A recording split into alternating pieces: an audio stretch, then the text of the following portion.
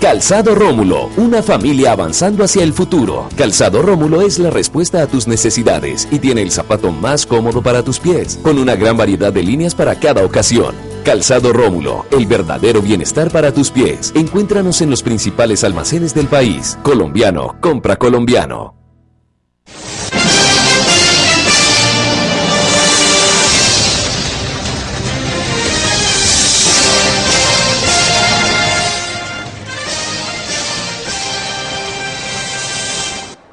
Amables televidentes, los saluda José Alberto Tejada Echeverri, presentándoles el programa institucional del Canal 2 informativo Nuestra Gente.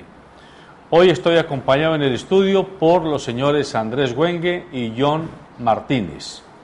Andrés Güengue es dirigente social, dirigente político aquí en Cali, el norte del Cauca y sur del Valle del Cauca, particularmente en Jamundí, y John Martínez es experto en redes sociales, en todo lo que tiene que ver con community manager, y ha trabajado con algunas de las campañas políticas en los últimos años. A ambos los saludo. Buenos días. Muy buenos días, don Alberto. ¿Cómo está? Andrés, ¿cómo está? Bien, gracias. Buenos días, panelistas. Buenos días a la teleaudiencia y gracias por haberme invitado otra vez aquí. Bueno, hoy invitamos a uno de los candidatos, pero a última hora dijo que no podía estar acá presente. Porque el tema con el que quiero comenzar es el de lo que queremos llamar como la guerra sucia disfrazada en las redes sociales y en las páginas de internet. Y queremos atrevernos a tomar como ejemplo concreto la página de chontaduro.com. A ustedes los invitamos a que la visiten. John Martínez ha hecho un seguimiento minucioso a esta página y hemos encontrado que la página en una alta proporción está dedicada a defenestrar, a despotricar, a incendiar emocionalmente la impresión que tenga la comunidad de candidatos no afectos a quienes dirigen esta página, y hay quienes dicen que está cercana a una de las campañas políticas que vienen por la alcaldía de Cali. Quiero que usted comente exactamente cuál es su análisis de lo que ha hecho. Bueno, cuando conocí la página, realmente ellos habían acabado de empezar. Tengo que reconocer que la página no solamente me gustaba, sino que me gusta. Me parece que tienen un contenido interesante porque no solamente hablan de política, sino de temas de actualidad y temas muy enfocados al público joven.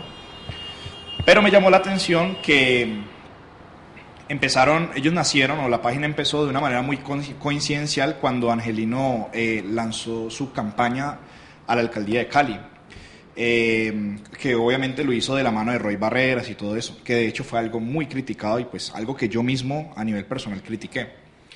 Me gustaban mucho los comentarios que ellos hacían, los artículos que redactaban, pero empecé a notar que la balanza se empezaba a tirar hacia un lado, o sea, como que le tiraban feo a Angelino, porque le tiran feo a Angelino.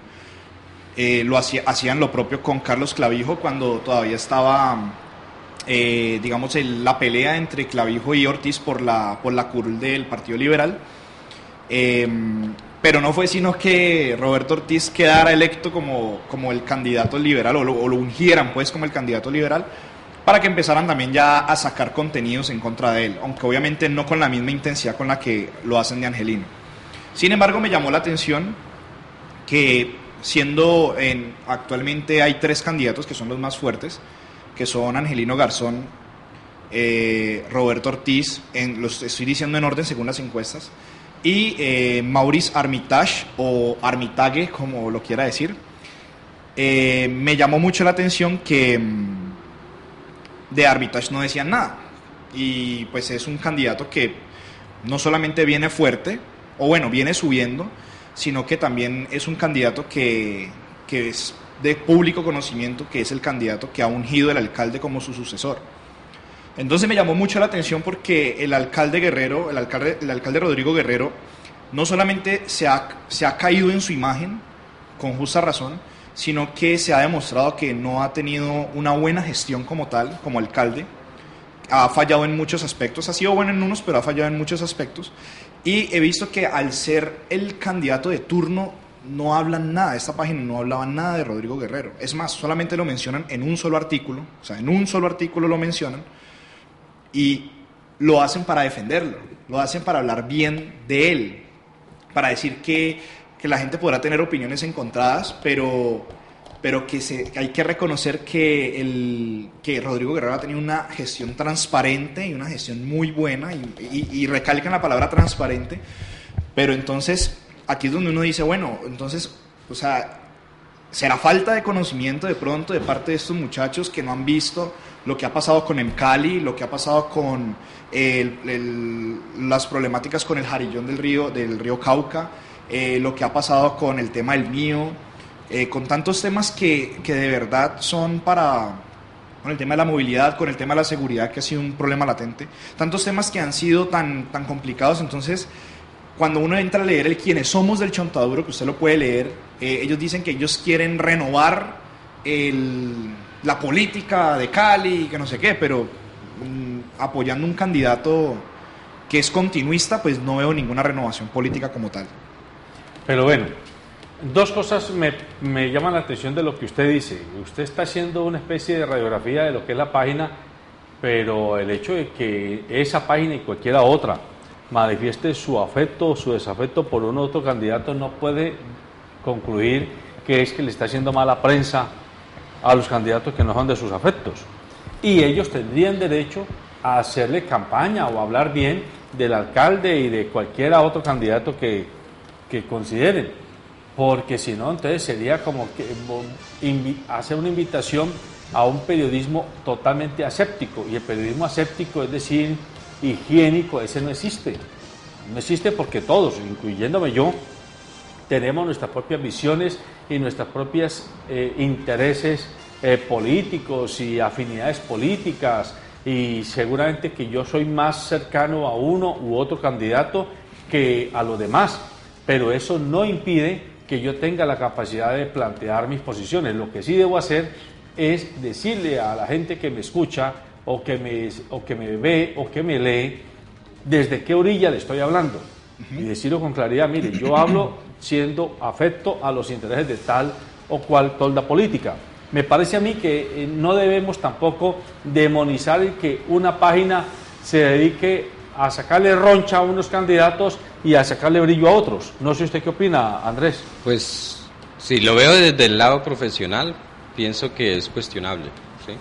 Yo creo que el profesionalismo como tal te debe dar para que tú, y sobre todo cuando estamos hablando de medios de comunicación, para que traten de ser lo mayormente objetivo. Es decir, si van a sacar roncha de alguien, pues que hagan el trabajo completo con todos, porque no creo en este momento que conozco la política colombiana que ninguno esté libre de pecado, ¿sí?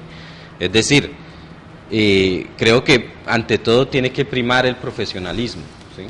A veces nosotros nos perdemos en ese horizonte de tomar posiciones, pero tenemos que dejar claro, ¿sí?, que los medios de comunicación son para informar al público, no desinformarlo. Y en Colombia se trabaja con esa visión, desinformar a la gente.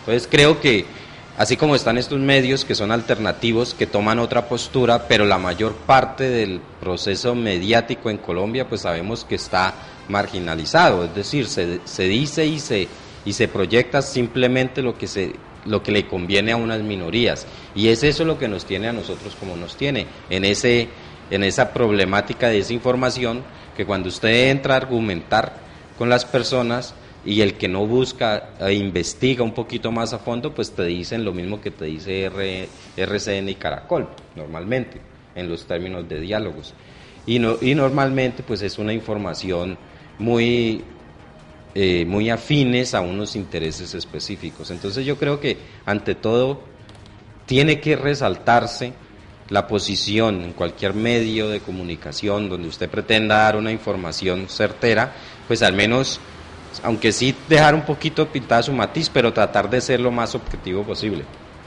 Perdón, es que precisamente ese es el punto.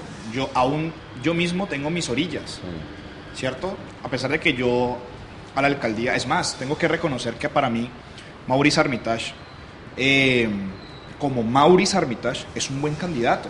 A ver, estamos hablando de una persona que ha sido exitosa en el mundo empresarial. Yo considero que el alcalde de Cali tiene que ser un excelente gerente, pero excelente gerente, mano derecha, ¿cierto? Pero con un fuerte social, o sea, la mano izquierda, muy fuerte. O sea, el gerente de Cali tiene que ser una persona que sepa dirigir, que sepa mandar. Así a los empleados no les guste, pero que sepa mandar, pero que no descuide la parte social. Maurice Armitage tiene las dos características. A mí me llamaba mucho la atención de él eso, y cuando lo escuché en entrevistas me gustó también mucho.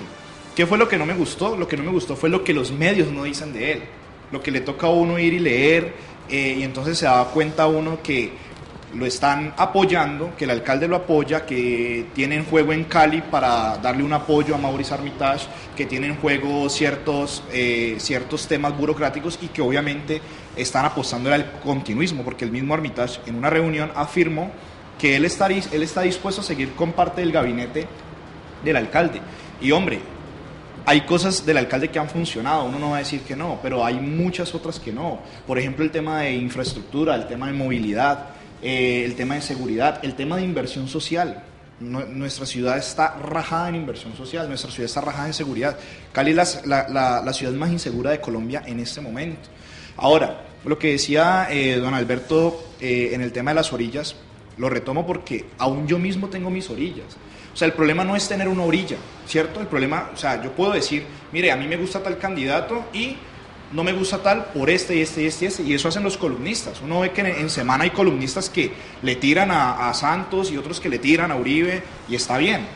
El punto es cuando me disfrazo, cuando yo digo, no, es que queremos, o sea, en el Quiénes Somos, ustedes pueden leer el Quiénes Somos de esa página, que vuelvo y digo, me gusta las otras cosas que hacen, no me gusta esta parte, pero pueden leer el Quiénes Somos y se van a dar cuenta que ellos están hablando abiertamente de renovar la política, de cambiar, que no están buscando curules, ni no están buscando puestos en el Senado, ni burocracia en el CAM. Me parece perfecto, o sea, me parece genial. Aún yo mismo tampoco lo busco, pero están encubriendo, porque se ve obviamente que están atacando las otras campañas, haciendo ruido, porque uno dirá, pero un meme, eso da risa, sí, da risa, pero es que resulta que eso hace ruido. Y cuando la gente empieza a ver el ruido, les pongo un ejemplo, la imagen que compartieron de Roberto Ortiz, donde dicen, no, es que él como congresista no hizo nada, ahorita sí va a venir a hacer algo como alcalde.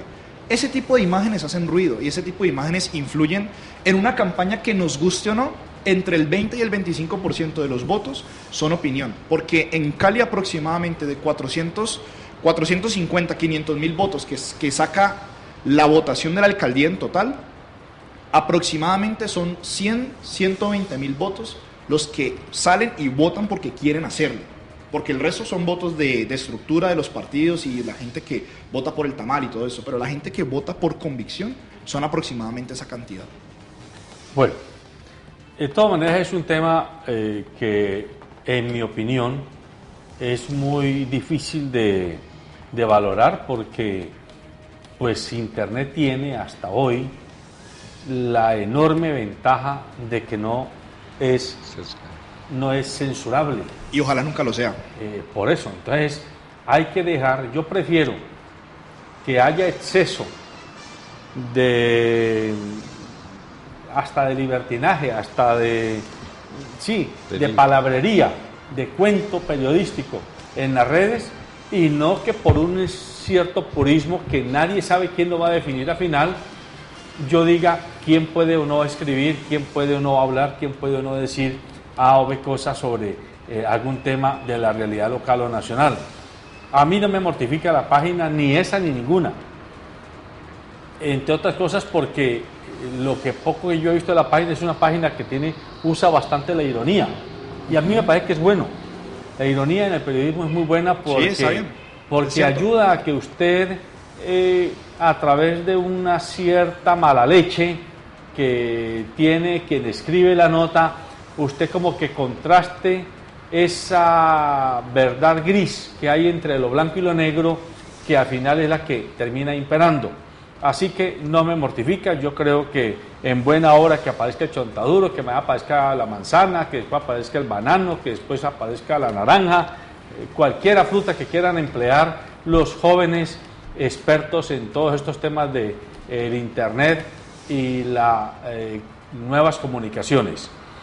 Lo que sí creo es que el país sigue de alguna forma enfrascado en una cierta inmovilidad, por un lado, en cuanto a que nos hemos quedado como en el tema del proceso de paz, pero al mismo tiempo enfrentándonos a si aceptamos o no lo que Juan Manuel Santos diga o no diga, o a lo que diga su contradictor más reconocido, que es Álvaro Uribe Vélez, mientras el país sigue complicado en muchos otros frentes.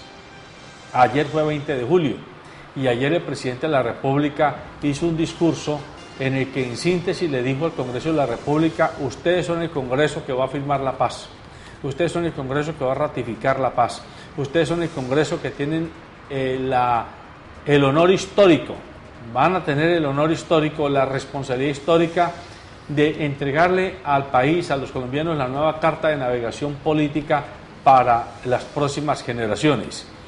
Ayer comenzó la tregua unilateral de las FARC, pero también desde ayer mismo y desde antes ya se sienten muchas presiones, no solo colombianas, sino de fuera del país, de personas e identidades que están hablando del cese bilateral como condición necesaria para que se cierre el proceso de negociación y se pueda pasar al estadio de firmas y de acuerdos finales.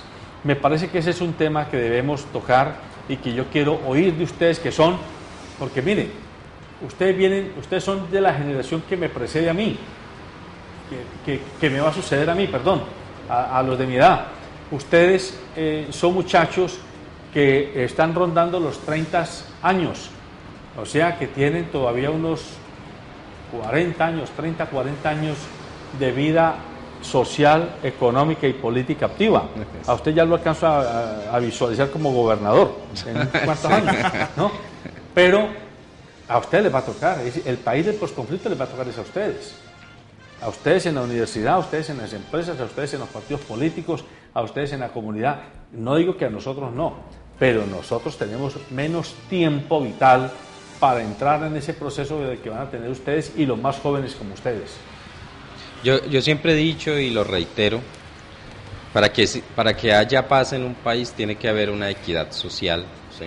Tiene que haber un refuerzo en el conocimiento. Es decir, a nosotros nos va a tocar cuando se hayan, pues digamos, cese de armas entre un grupo, porque hay muchos en Colombia para decir nosotros que firmándose el proceso de paz ya vamos a tener paz en este país, ¿sí? El cese al fuego o la dejación de armas de los paramilitares pues resultó en otros combos, ¿sí? Así que efectivamente no ha sido efectivo. Para que haya justicia, para que haya paz en este país se necesita mucha más inversión en la sociedad. Es decir, mientras que existan tanta marginalización, o sea, tanta concentración de la riqueza en unos pocos y tanta pobreza y miseria en el resto, va a ser muy complejo llegar a una verdadera paz, se puede decir.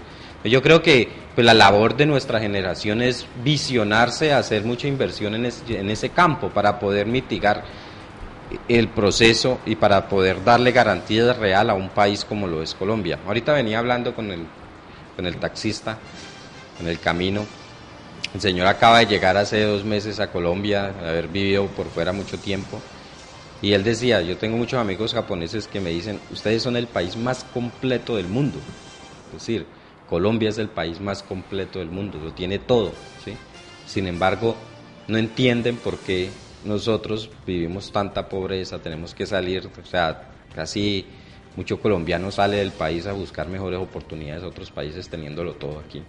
Entonces les explicaba que nosotros hemos siempre sido gobernados desde la misma óptica, es decir, la misma visión de gobernabilidad que enfoca las decisiones mayoritarias hacia un grupo minoritario, en este caso nuestra oligarquía, pues siempre vamos a seguir las mismas. O sea, eso hay que transformarlo.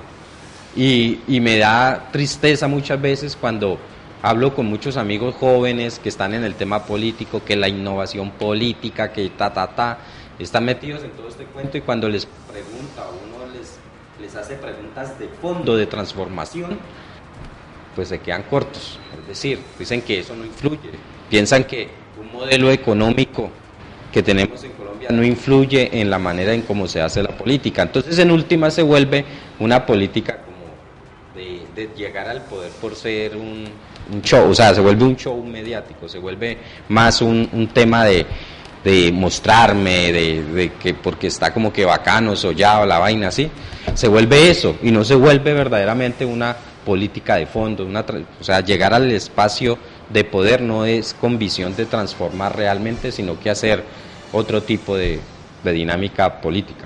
Esa es mi preocupación. Bueno, ayer estábamos conmemorando el Día de la Independencia. Hay gente que siente el orgullo patriótico de decir, bueno, llevamos 200 años de libertad y todo esto, y bueno, yo tengo que ser muy honesto, para mí la independencia fue cambiar de dueños, porque yo lo veo así. La propiedad privada ha sido la misma desde hace 200 años. Siempre han sido unos pocos los dueños de la tierra. Uno va... Ayer nomás venía de Cartago en un bus. No se veía muy bien porque pues venía de noche, pero cuando yo veía todas esas hectáreas tremendas de diferentes cultivos, sobre todo de caña, son cosas que lo llevan a reflexionar a uno, y uno dice, ¿eso de quién es? ¿De qué es? ¿De quién es tanta propiedad, tanto espacio? Porque uno ve lotes y lotes y lotes y lotes y lotes. Entonces uno se da cuenta de que la propiedad privada siempre ha sido de unos cuantos. Ahora, que entonces yo voy a tirarme para el socialismo y para todo el comunismo y todas estas vainas, la verdad no. O sea, yo soy de los que estoy convencido de que el modelo económico del capitalismo funciona perfectamente si hay unas personas o si hay unos dirigentes políticos con un brazo social firme. O sea, el capitalismo de la mano del brazo social. ¿Por qué empiezo hablando de eso? Porque entrar en la discusión del tema de la propiedad como tal es muy complejo. Eso es un tema económico muy amplio, pero es un tema que es importante tocarlo porque digamos que eso es una de las consignas de las FARC. Ellos abogan por el tema de la propiedad privada, pues para el campesino y todo esto, de una manera en ocasiones de doble moral realmente. El fin del conflicto o el proceso de paz, aclaro, con las FARC es necesario firmarlo. Obviamente la paz no va a llegar automáticamente, porque hay muchos conflictos más. Está el ELN, están las BACRIM, que son los ex paramilitares. Y es necesario firmarlo, ¿por qué? Porque nosotros llevamos más de 50 años combatiendo a este grupo guerrillero, que de hecho fue uno de los primeros que se levantó en armas, por allá pues en los años 50, 60. Y hasta el sol de hoy no lo hemos podido derrotar. Un expresidente muy respetado por muchos nos vendió la idea de que se podía derrotar por la vía de la mano dura, y nos dimos cuenta que no fue así. La guerrilla recibió mano dura durante 10 años consecutivos, y los organismos internacionales, no nacionales, no del gobierno de turno, no, organismos internacionales han demostrado que el escalamiento del conflicto de las FARC, el mismo escalamiento que empezó a caer en el año 2004, porque tampoco fue desde el 2002, sino desde el 2004, empezó a ascender nuevamente desde el 2009. No fue desde el 2010 cuando llegó Santos, ni desde el 2011, fue desde el 2009. Entonces, esto nos demuestra que las FARC no se van a acabar por la vía de la violencia. No mientras sigan teniendo aliados, porque siguen teniendo aliados políticos, y los seguirán teniendo, porque lo queramos o no, Sudamérica está en un auge social, en un auge socialista, por decirlo así, y estamos rodeados de este auge. Y no significa que los gobiernos como tal vayan a apoyar a las FARC, pero sí, o sea, en su accionar, pero sí los van a apoyar en su ideología. Entonces las FARC no van a ser derrotados por la vía de las armas. Esa guerra no se va a acabar de esa manera. Es necesario firmar la paz, es necesario sentarlos y meterlos. O sea, y lo que voy a decir no le va a gustar a muchos, pero es necesario irlos y meterlos al Congreso, irlos y derrotarlos en una plenaria, no derrotarlos en un campo de batalla a punta de bala, y que sigan soldados muriendo y que sigan guerrilleros rasos muriendo, que la gran mayoría de los guerrilleros rasos son gente pobre, o en muchos casos niños pobres.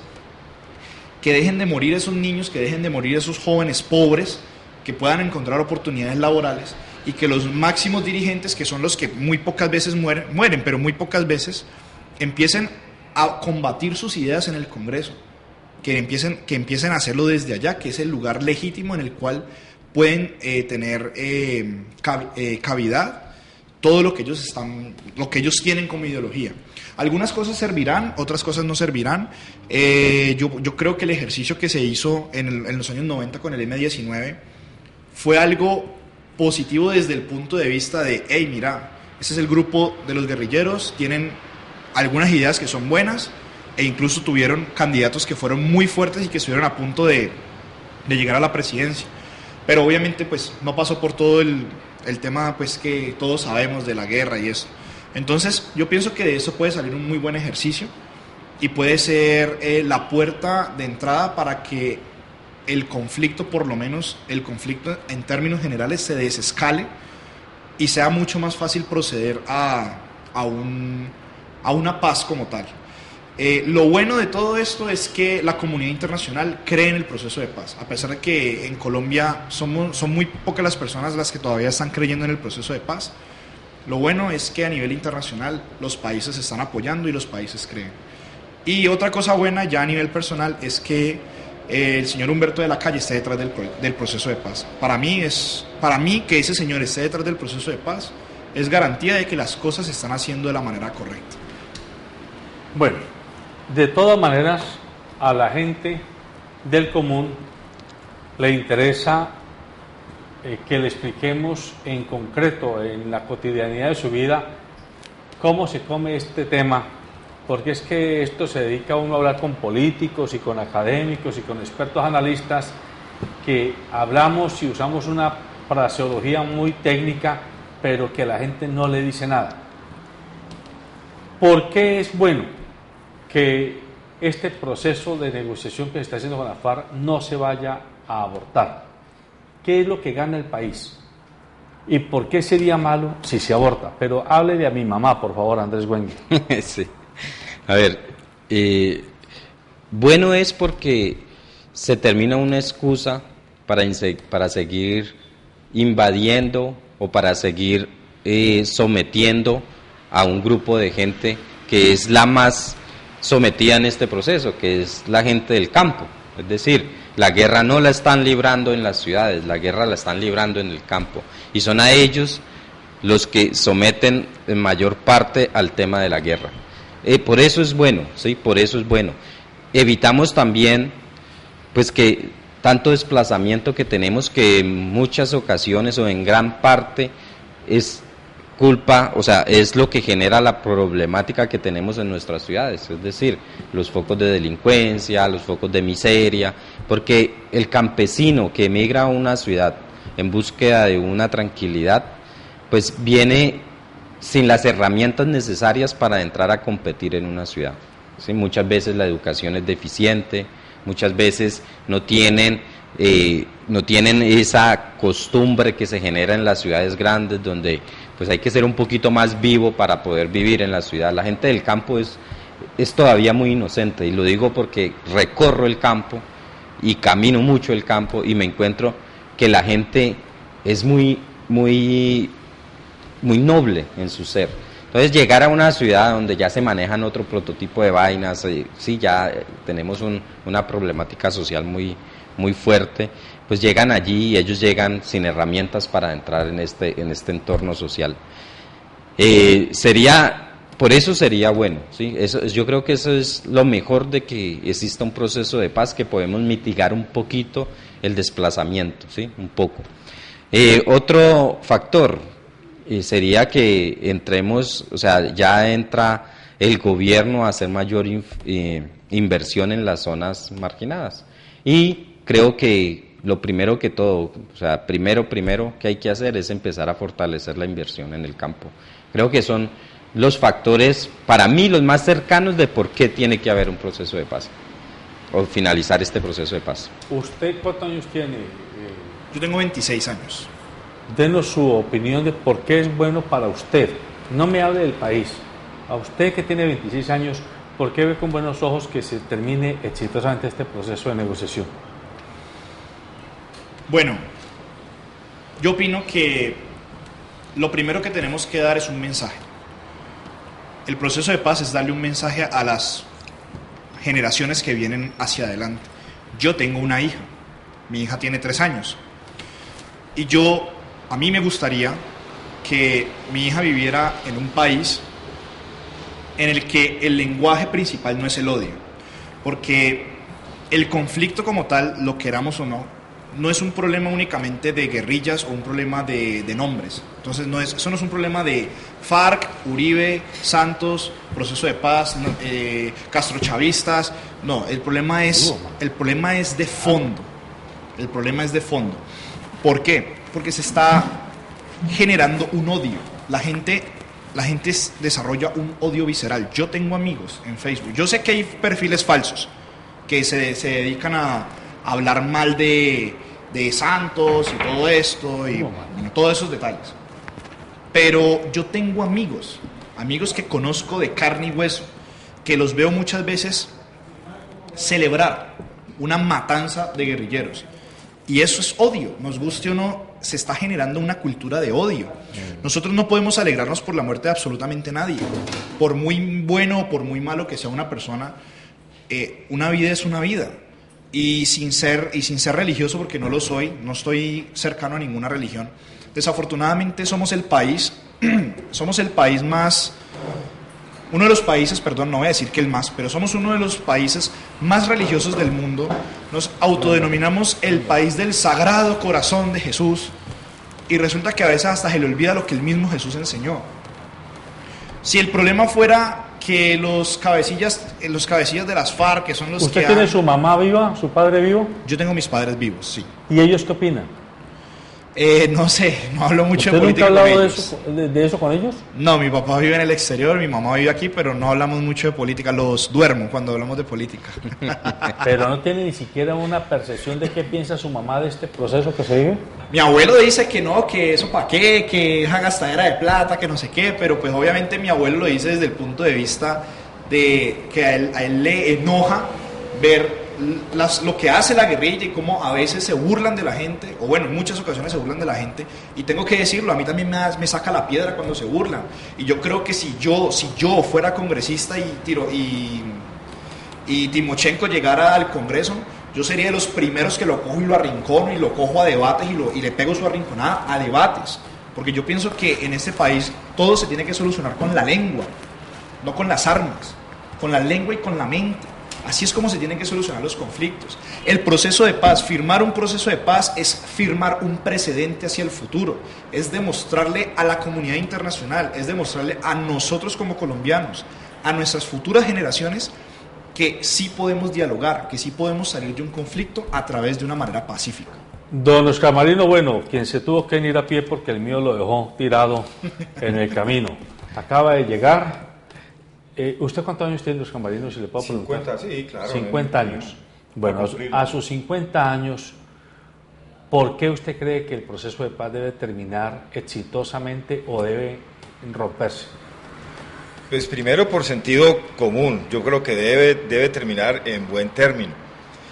Y ya, pues antes de hablar de eso, quisiera hablar de la instalación de ayer del Congreso, que tiene mucho que ver con eso, y por supuesto con las disculpas a los televidentes, a usted, doctor Tejada.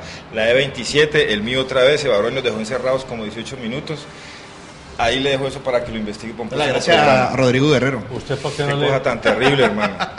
A Sandoval, el presidente de Metrocali, y Alberto Haddad, que... No, esos que estaban volvió para mal nada de salir. Sin embargo, ninguno fuimos capaces de decir nada. Lo despacharon, claro, se varó ahí entrando a la quinta con primera. Primero, en la instalación del Congreso ayer, y yo quisiera pedir la ayuda de Andrés Wenge.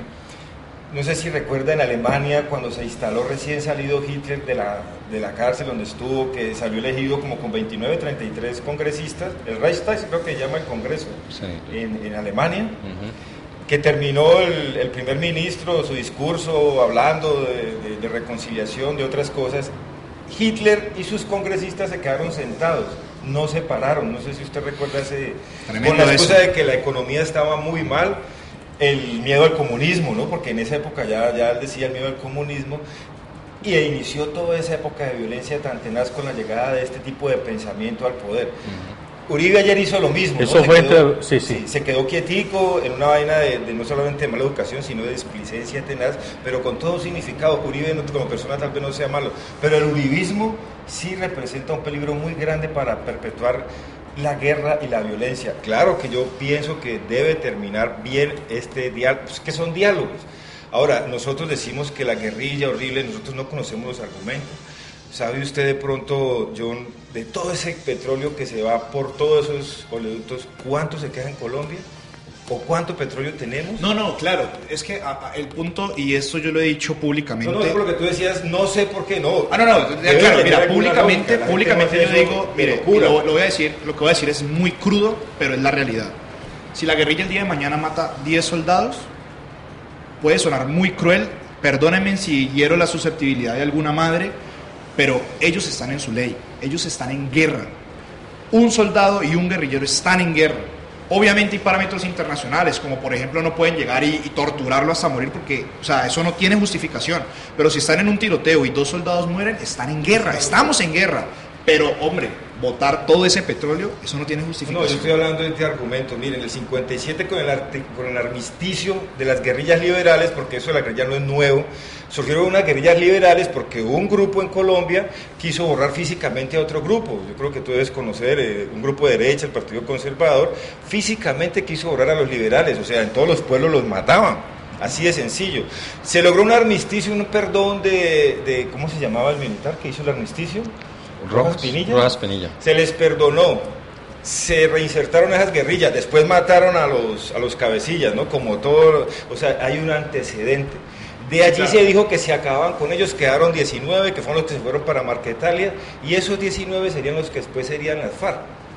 Los bombardearon además cuando tuvieron su república independiente en Tolima.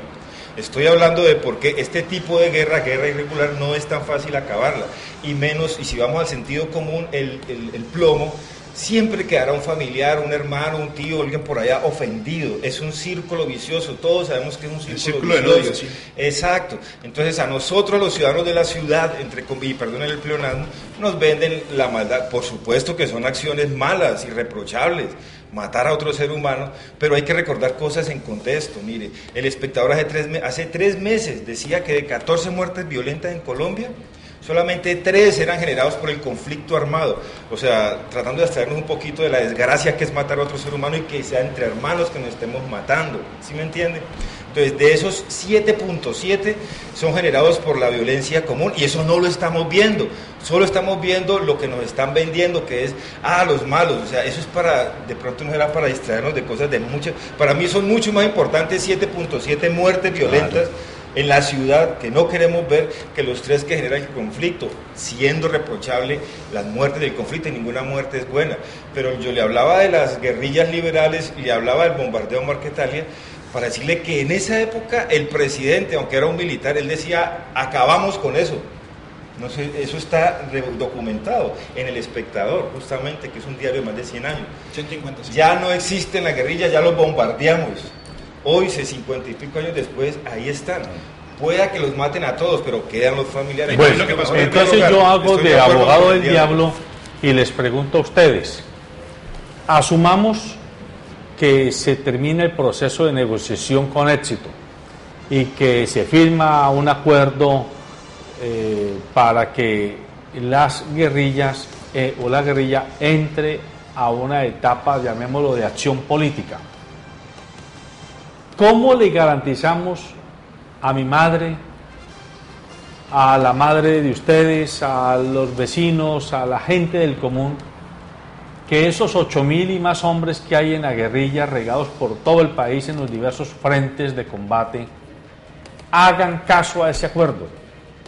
O sea, ¿qué seguridad razonable tiene el colombiano de a pie, la colombiana de a pie, de que una vez que Timochenko, Iván Márquez y todos estos señores firmen, y a lo mejor algunos lleguen al Congreso, otros se vayan a embajadas diplomáticas, otros se vayan a institutos especiales de investigación y qué sé yo, esas huestes guerrilleras no se dediquen unas a narcotraficar, otras a simplemente a robar ganado, a robar en el campo, y otros a la delincuencia común en las ciudades.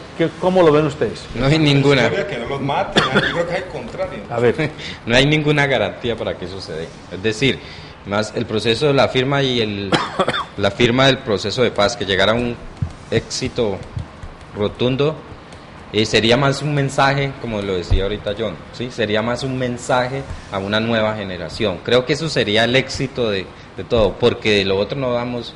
Yo no considero que existan garantías, así como no existe garantías para que el gobierno empiece a invertir en lo que se necesita invertir. No hay garantías para ello. Es decir, si se llega a un proceso de paz en este país, lo que van a hacer es que ¡boom!, van a llegar las grandes multinacionales mineras entrar a incursionar en los espacios de los cuales ellos tienen un interés real en este momento, ¿sí?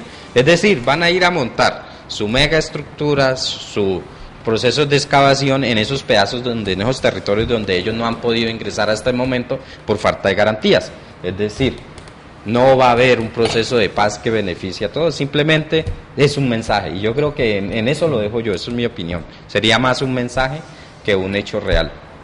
Bueno, en ese aspecto, la guerrilla sí ha hablado sobre ese tema, ¿no? Ellos sí han estado tocando sobre, o sea, ellos han puesto el tema sobre la mesa, del tema de la minería, que, o sea, una cosa es la minería ilegal y otra cosa es la minería estatal, que para mí son igual de malas, igual contaminan el agua y todo eso. Pero ellos sí han estado colocando el tema sobre la mesa de la proliferación de la minería. Y yo pienso que parte del acuerdo es cumplir eso. O sea, tiene que haber unos topes, tiene que haber o sea, tiene que haber como, digámoslo así, una verificación de esa parte. Lo que Juan Manuel Santos decía en estos días, por lo cual fue duramente criticado, él en una de sus giras dijo, prácticamente en Colombia el posconflicto ya arrancó. Fue duramente criticado por eso, pero yo hallo un poquito de razón en eso, y es la siguiente. No podemos ver el posconflicto como, listo, firmamos la paz, ¿ahora qué hacemos? El posconflicto hay que pensarlo desde ya, porque desde ya tenemos que tener claro qué vamos a hacer con todos esos guerrilleros que se van a desmovilizar. ¿Quiénes de ellos van a participar en política? ¿Quiénes de ellos van a pagar por delitos cometidos? ¿Quiénes de ellos van a ser reinsertados a la educación? ¿Quiénes de ellos van a ser reinsertados al campo? ¿Quiénes de ellos van a ser reinsertados a la ciudad? ¿Quiénes van a ir al exterior? Porque es que también, o sea, esto tiene que ser un proyecto muy integral. El posconflicto es la clave para garantizar que los más de 5.000, 6.000 guerrilleros que hay actualmente, 8.000 y pico de guerrilleros, Que no se vuelvan a la vida civil. Y por supuesto, no puede pasar lo que pasó con el M-19, que cuando empezaron a tener candidatos presidenciales que incluso empezaron a tomar fuerza, porque las ideas, porque los proyectos políticos que tenían eran buenos, porque tenían ideas, no porque estuvieran amenazando a la gente, sino porque tenían ideas de gobierno, y esas ideas eran buenas, los empezaron a exterminar. El gobierno tiene que garantizar que esas personas que van a incursionar en política se les va a proteger, así como Uribe. Yo soy uno de los, o sea, yo soy detractor de Uribe, porque yo he podido estudiar y porque me he podido dar cuenta de lo que Uribe le hizo al país. Y aún así yo soy de los que digo, a Uribe hay que cuidarlo. Así la seguridad de Uribe cueste más que la del presidente Santos, hay que cuidarlo y hay que garantizarle la seguridad, porque en últimas es un ser humano. Así no me gusta su ideología política, porque no me gusta su ideología política, así como tampoco me gusta la ideología política de las FARC, de comunismo, marxismo y todas esas... A mí no me gusta eso, no estoy de acuerdo con eso, pero hay que defenderle sus ideas y hay que defenderlos a ellos como personas, una vez hagan parte de la vida civil. A mí me gusta mucho el pensamiento de Diego Martínez porque asume ya, además me parece muy inteligente. Pero yo insisto en regresar a la historia. No es la primera vez que la FARC intenta entrar a la vida civil y un diálogo, ya lo hizo en los 80. Lo que plantea el doctor Tejada es muy interesante porque yo hablaría de que eso va en dos vías. ¿Qué garantía hay para los guerrilleros? Pero es que, ¿qué garantía hay para estos señores? Si usted recuerda, a finales de los 80 y durante todos los 80, cuando ya la FARC reunió un poco de artistas, intelectuales y se fundó la UP y comenzó la reintegración Comenzaron a matarlos uno por uno, no solamente los candidatos, pero a matarlos, o sea, también es una costumbre de la derecha, ¿no? Y es con el miedo que o sea, pero me gusta escuchar a John Martínez, que es un hombre que habla sin miedo, ¿no es cierto? Pero nosotros hemos sido criados en el miedo, no solamente a los dirigentes de la UP hasta el 89, desde esa tragedia de matar a Pardo Leal, que era un hombre civilista, que era un hombre que venía con ideas, nada de cuestiones armadas, pasando por Bernardo Jaramillo y toda la gente de la UP, pero comenzaron a matar fue profesores en los pueblos, gente civil, gente que no tenía nada que ver con la guerrilla, pues con el miedo. Por eso digo yo que hay que volver a la historia. El miedo es recíproco, el miedo es que los comiencen a matar. De que se reintegren, pues como dice Andrés Güengue, no hay ninguna garantía, no se sabe qué hacer, pero siempre es bueno dialogar. Dialogar no es negociar es otra cosa, lo dijo el Papa en Bolivia, en Paraguay. Esto es un diálogo y como diálogo tenemos que entender que vamos a buscar cómo nos comprendemos partiendo de que nos hemos equivocado los dos y el Estado ha asesinado no solamente una vez, no lo que usted mencionaba del M-19, fue más trágico porque fue físico lo de la UP. Y estos señores vienen a hacer un partido político, o sea, si ellos están dialogando, uno asume que vienen con una actitud de una nueva vida. Por eso me gustó lo que dijo John Martínez al inicio, es un nuevo país, es pensar dónde lo vamos a reinsertar, es un buen pensamiento, pero hay que ir con mucha prudencia porque la derecha en Colombia tiene muchísimos ejemplos para mostrar cómo no quiere soltar, porque en Colombia somos muchos, no unos poquitos. Ayer se conmemoraron 205 años de la independencia de la República, o sea, de habernos convertido en república. 205 años desde 1810, desde el 20 de julio de 1810. Y Juan Manuel Santos en su discurso ayer hizo referencia a la patria boba.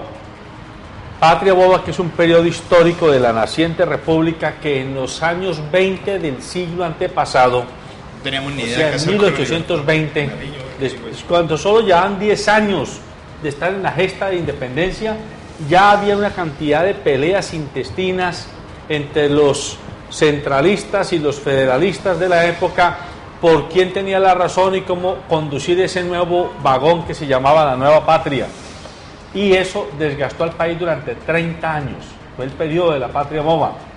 Ayer Juan Manuel Santos, haciendo una alusión directa a la oposición recalcitrante al proceso de paz, de negociación con la FARC, hablaba de que es hora de que nos juntemos y de que dejemos el nuevo periodo de patria boba en el que estamos cayendo.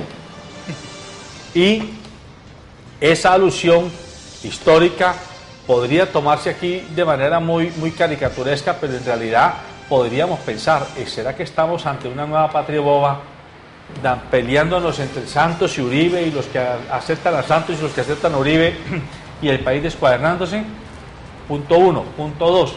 Santos decía, mi compromiso además de con la paz es con la educación y no es retórico. Yo quiero que Colombia sea el país más educado de América en el 2025, pero también es con el medio ambiente y quiero que Colombia sea el país más sostenible.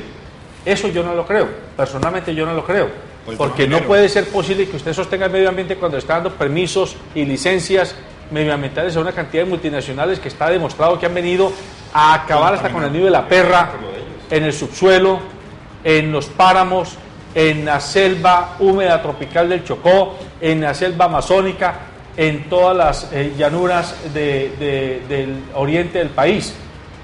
Sin embargo, hay que preguntarse, ¿será que hay condiciones para que el país, firmando el proceso, logre desestimular y que esos muchachos que son hoy los guerrilleros de base encuentren un camino?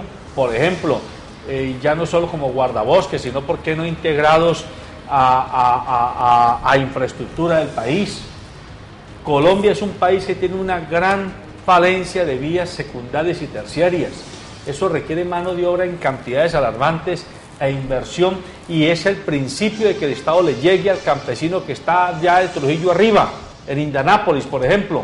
Ese campesino que está ya cultivando mora, para bajar la mora es un problema gravísimo.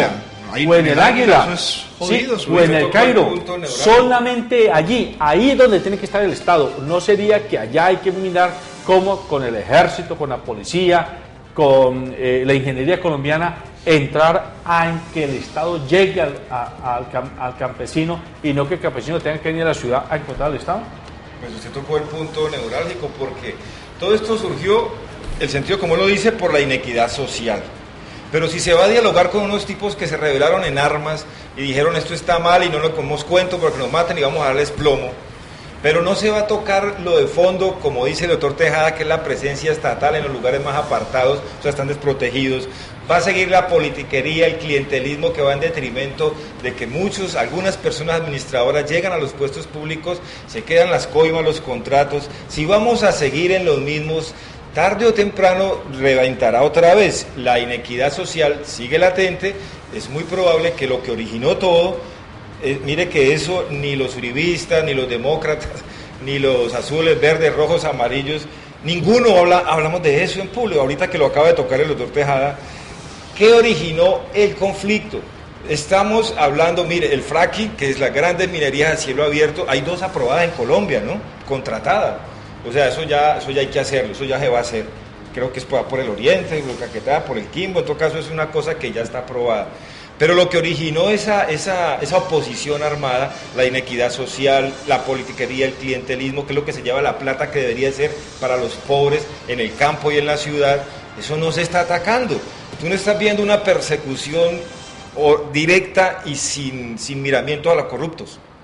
O cuánta gente que se ha robado la plata pública, ustedes lo ven con un castigo justo o por lo menos adecuado.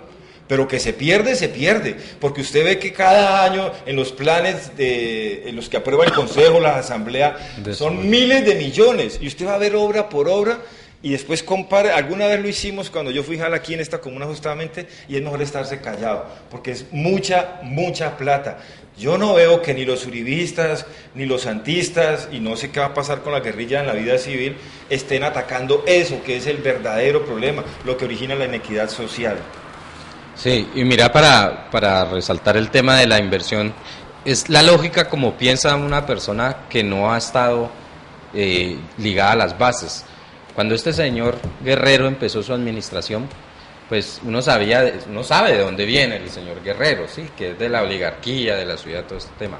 Cuando empezaron a repachar las calles, sí, se dieron cuenta de que los buses del mío tienen un problema y son las calles, sí, el deterioro de las calles son las que hacen que esos buses no duren lo que tienen que durar. Entonces, ¿dónde empezaron a hacer la inversión? Donde andaban los buses del mío. Así piensa esa clase oligarquía. ¿Por qué quieren el proceso de paz ahorita? Porque su gran interés es la minería. Tienen que arrancar esa locomotora de la minería. Mientras se siga pensando de esa manera, ¿sí?, es muy difícil que esta vaina cambie, ¿sí? Bueno, ahorita que hablan de la patria boba, yo opino que nosotros toda la vida hemos sido una patria boba, con todo el respeto del televidente, pero yo pienso que uno salir y dar un voto por una caja de lechona, eso es ser bastante patria boba, porque en últimas, mire lo que yo decía hace un momento, el alcalde de Cali lo eligen en promedio 200.000 votos, en promedio. El último alcalde de Cali, Rodrigo Guerrero, fue electo con 240.000 votos, si no me falla la memoria. El segundo lugar sacó 114.000 votos. El tercer lugar sacó 90.000 votos. El cuarto lugar sacó como 30.000, algo así. Y el quinto lugar sacó 10.000 votos, 10.500, algo así. Todo eso en total me da una sumatoria de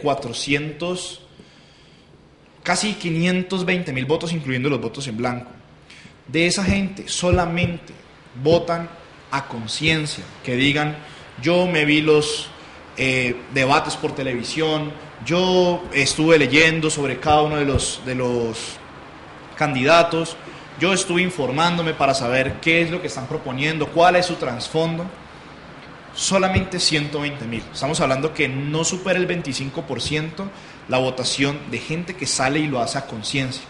Obviamente están votando 500.000 personas en una ciudad que somos 2,5 millones de habitantes, pero si no me equivoco el padrón electoral está como en 900.000, 1 millón de votos, 1 millón de personas aptas para votar, pero solamente salimos la mitad de eso y solamente votamos el 25, el 22, el 21% más o menos a conciencia.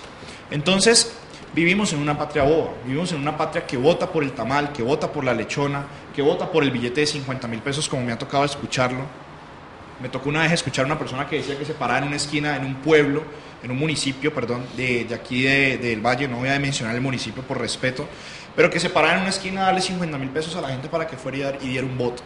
Entonces, eso son cosas absurdas. O sea, cambiar todo el presupuesto de tu ciudad, el presupuesto de tu comuna, por un billete de 50 o por una caja de lechona, eso es algo absurdo. Vivimos en una patria boba. No solo por eso, sino también porque nosotros somos fanáticos de tomar la política como si fuera un partido de fútbol. Entonces, o yo soy hincha del Cali, o yo soy hincha del América, o yo soy hincha de Santos, o soy hincha de Uribe. Eso no puede seguir siendo así. Nosotros tenemos que entender que esta gente lo que hace es jugar al juego de la política y nos utilizan a nosotros para ese juego. Muy bien, amables televidentes, el tiempo se acabó.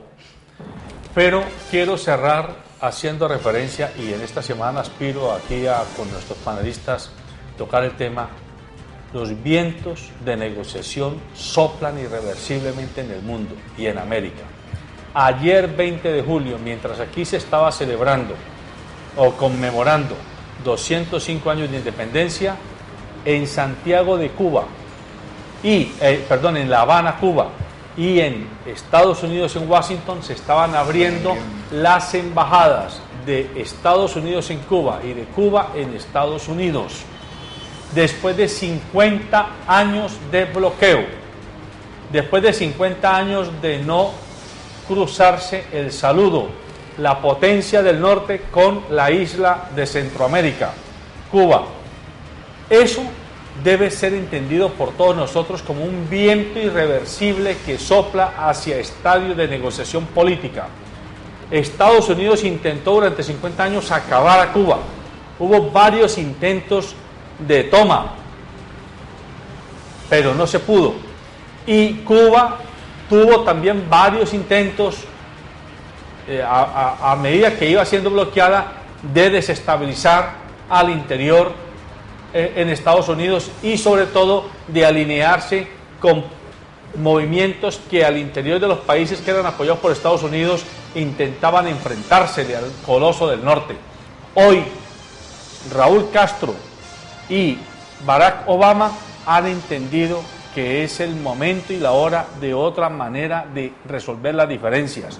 No es tomándose a la brava los territorios ni forzando gobiernos, es entendiendo que hay que entrar a la diplomacia, a la era de la negociación.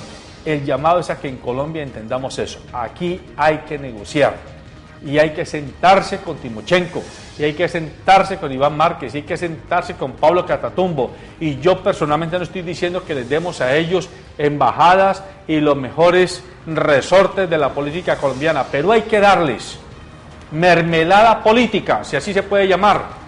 Hay que darles nombramiento para desestimular su afán por seguir apretando el gatillo del fusil. Yo prefiero enfrentar a Pablo Catatumbo, como dijo John Martínez, en un debate ideológico y político en el Congreso de la República o en una plaza o en un recinto académico, que enfrentarlo él con bombas y con fusiles y con armamento, y yo con mi voz y con mis ideas únicamente. Ya es hora de que entendamos que podemos resolver los problemas y nuestras diferencias políticas y económicas y sociales sin necesidad de que salpique la sangre de nuestras ideas. Buenos días.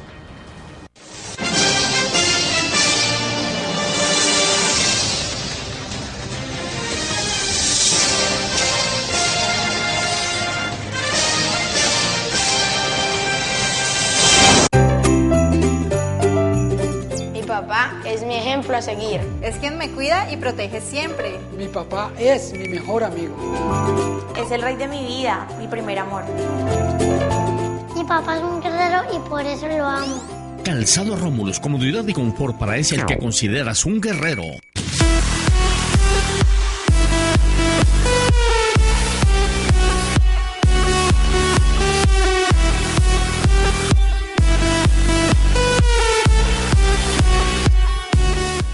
Daylight come and me don't want to go home.